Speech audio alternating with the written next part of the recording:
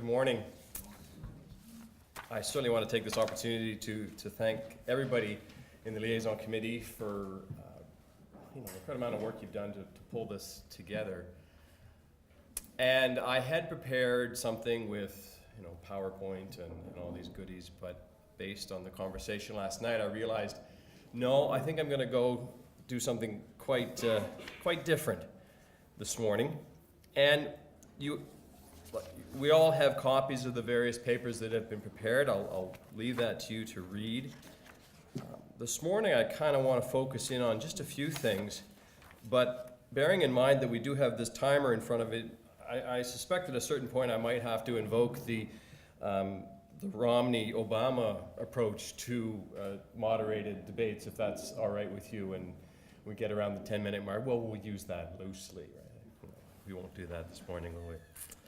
I should say it's kind of interesting for me in Canada this week. There's two things are happening in our country. This is our National Holocaust Memorial Week. It's also our National Remembrance Day is November 11th. And we have, we try to start wearing the poppy at November 1st. It's something that is quite ubiquitous throughout our country, in fact. And I do so wearing dual hats. Not only I'm a minister in the United Church of Canada, but also serve as a chaplain with the military reserves in Canada. And I'm working now fairly closely with a number of folks who have returned from Afghanistan. So it's an issue that's sort of near and dear to me, in terms of what people are struggling with from their experiences. And all of that to say, when it comes to this issue, I don't come to this with much in the way of scholarship or any publications to my name or anything like that. I come to this in a very practical way. As was mentioned, this issue came to light for me in 2009 when I organized a pilgrimage, just myself. I'm relatively new to ministry.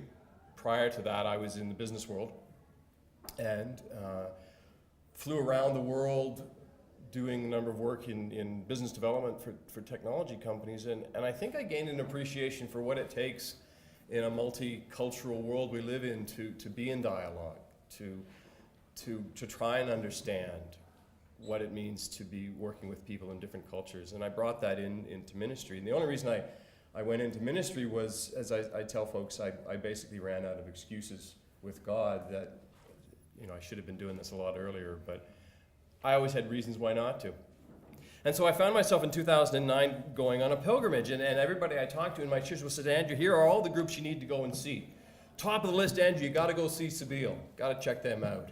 And then you got to do your solidarity tours with the Palestinian groups, and I did that. Did a tour through various parts of West Bank. Found myself in a very strange situation in Hebron with some Jewish settlers who were not pleased with my presence or the fact that I was chatting with some Palestinian families. It was just a very bizarre experience. But unlike many of my fellow colleagues in ministry, I took the time to also try and reach out to the Jewish community. So I met with a number of different folks, both representatives of various settlers communities, but also found myself having dinner in Mia Sharim, just sort of an impromptu kind of experience. Spent some time in Ashkelon with a number of families that had experienced the joys of a rocket landing on their front door. And just as I came away from that experience, I was flying back, and the person sitting beside me in the seat was reading a copy of the Globe and Mail, which is one of Canada's national newspapers. This is the summer of 2009. And the front page story was the United Church of Canada set to adopt a boycott of Israel with claims of Israel as an apartheid state. And I sort of looked at that newspaper article and I just kind of scratched my head.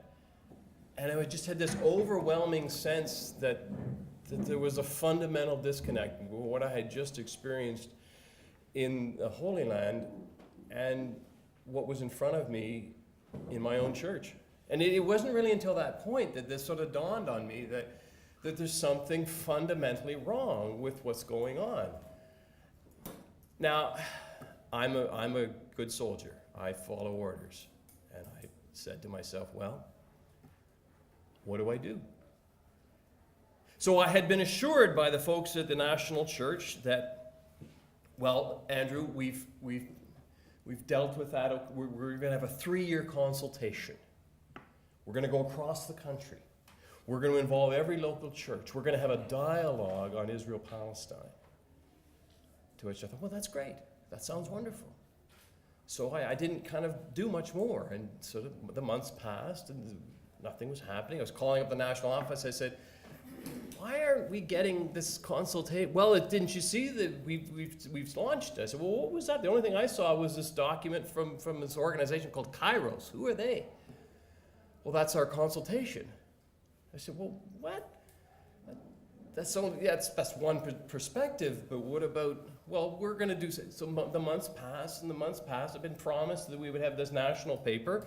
There would be this consultation.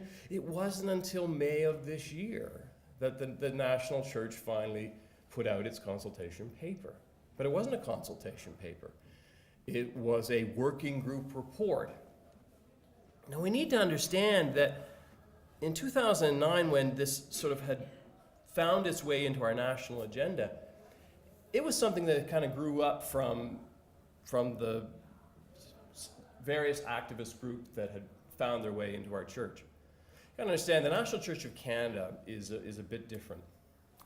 We are a church that was formed in 1925, and we were formed in response to the reality of the wave of immigration coming into Canada in the first years of the 20th century.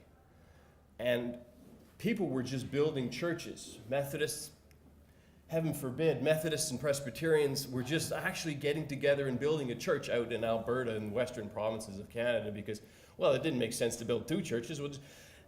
And the leadership in these denominations said, well, wait a second, we've got to do something about this. We're going to lose all our churches. So they formed this United Church of Canada, which was an amalgamation of Methodist, Presbyterian, and Congregationalist denominations. And it's unique. I think Australia has something similar, but we're really only 2 countries that have this kind of united denominational reality for the mainline Christian community.